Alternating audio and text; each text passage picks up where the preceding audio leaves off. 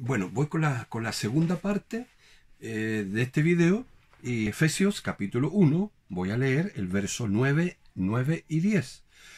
Dándonos a conocer el misterio de su voluntad según su beneplácito, el cual se había propuesto en sí mismo de reunir todas las cosas en Cristo en la dispensación del cumplimiento de los tiempos, así las que están en los cielos como las que están en la tierra. Tres ideas que podamos tener en mente a nuestro tiempo de oración de hoy día. Tres ideas que corren en la carta de Efesios y que son ideas principales. ¿Ya? Dijimos ayer que el tema central es el propósito eterno de Dios en esta carta. Entonces, lo primero que quiero decir es que precisamente el propósito eterno de Dios, antes de la creación, Dios dice, nos predestinó. Quizás mañana o pasado mañana, si Dios estamos con vida, vamos a hablar un poco de la palabra predestinó. Pero antes de la creación, Dios nos predestinó a adoptarnos, dice, como hijos suyos, por medio de Jesucristo.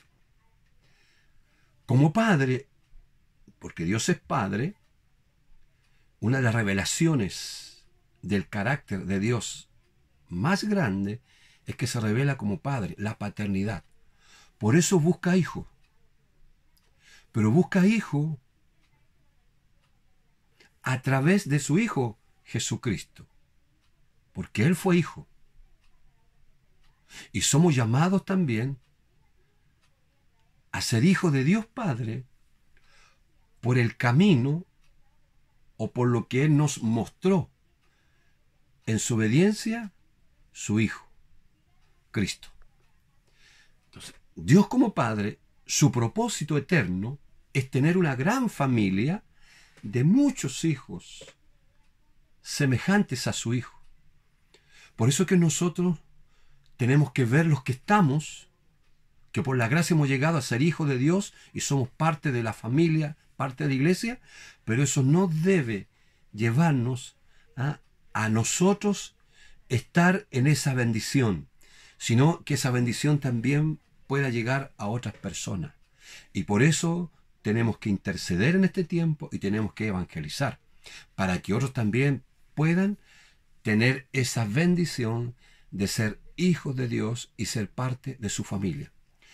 Por eso que su propósito eterno nos habla de eso, que Él quiere tener una gran familia de muchos hijos semejantes a su Hijo. Esta familia que es su iglesia, de acuerdo al plan de Dios, tiene tres características principales. ¿Se acuerdan que ya las vimos, estuvimos orando y que hay que seguir orando? Comunión, calidad y cantidad. Cuando yo digo comunión, me refiero a la unidad. Que haya unidad en la iglesia, en nosotros, pero también que haya calidad, buenos discípulos, que muestren la vida de Dios, la vida de Cristo a través de ellos. Y la cantidad, más discípulos, más personas lleguen y se unan a la familia de Dios. Todo es tan solo posible a través de Jesucristo. A través de Jesucristo. Porque el plan, el propósito eterno, tiene un centro, tiene un eje. Se llama Jesucristo, su Hijo. Entonces, el propósito principal y final de la iglesia es la alabanza de la gloria de Dios. Que todo esto sea para la gloria de Dios. Esta familia, la iglesia, el cumplimiento de todas las cosas, es para la gloria de Dios. Lo cual será posible únicamente, escuche bien, si la iglesia tiene estas tres características señaladas, que hoy nuevamente las subrayamos. Comunión, calidad y cantidad. Y ese es el anhelo del Señor. La voluntad de Dios. Él quiere también que en la iglesia podamos lograr y conseguir esa hermosa realidad. Que haya comunión, haya unidad entre nosotros. Que haya calidad de discípulos, pero también haya cantidad. Lo segundo me quiero referir en esta mañana es volver a unir todas las cosas bajo el mando de Cristo. Todas las cosas bajo la autoridad de Cristo, de reunir todas las cosas en la persona del Señor Jesucristo.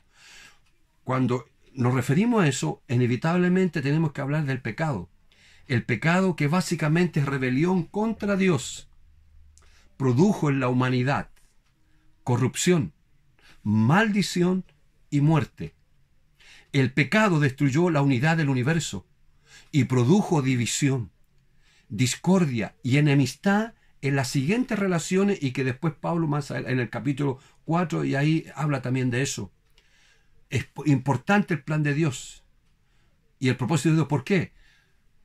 Para poder unir, porque el pecado destruyó. Hay enemistad, discordia entre el hombre con Dios, el hombre consigo mismo, el hombre con su prójimo, el hombre con la naturaleza, el marido con su mujer, los padres con los hijos, los gobernantes con los gobernados, el patrón con el obrero, los judíos con los gentiles, etc. Hay división, hay discordia, hay enemistad, producto del pecado. En este estado de la humanidad, en la consumación de los tiempos, dice que Dios envió a su Hijo al mundo para volver a unir en Él todo lo que el pecado había dividido. Ahora, el plan de Dios, y por eso tenemos que orar, para que el plan de Dios se lleve a cabo. ¿Y cuál es el propósito, el objetivo del plan de Dios? Es unir, es volver a reconciliar el hombre con Dios, armonizar en Cristo todo lo que el pecado destruyó y separó. Por eso que el verso 9 y 10, capítulo 1, 9 y 10, habla de eso. En Cristo, en el plan eterno de Dios Padre, en el Hijo, se va a volver, voy a repetir, a reconciliar, a armonizar en Cristo todo lo que, vuelvo a repetir, lo que el pecado destruyó y separó. Aleluya. Por eso tenemos que orar y clamar en esa dirección. Y lo último que quiero decir, también la iglesia. La iglesia es muy importante en este plan para que se lleve a cabo.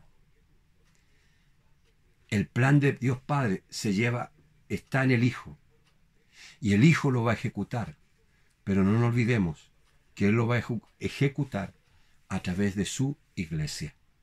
Por eso que el contenido de esta epístola nos proporciona la más completa y excelente revelación acerca de la iglesia del Señor. ¿Qué es la iglesia? ¿Cuál es el plan de Dios para la iglesia? ¿Cuál es la relación entre Cristo y la iglesia? El apóstol enseña acerca de las principales características de la iglesia. El fundamento apostólico de la iglesia. Pablo enseña 3 cosas fundamentales.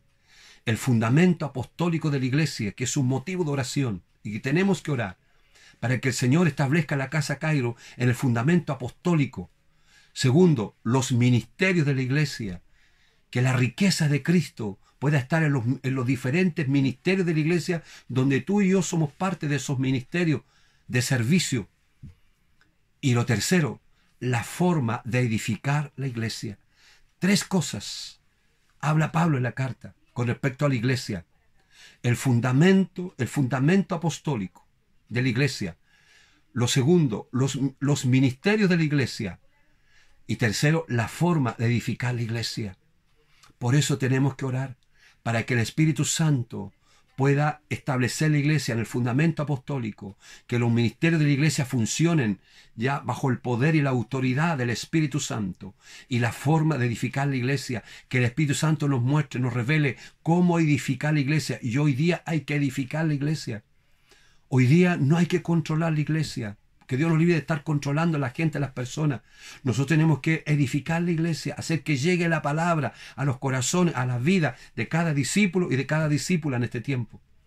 Por eso que Pablo en la carta enfatiza principalmente la unidad y la santidad de la iglesia. Es tan importante. Oremos por eso.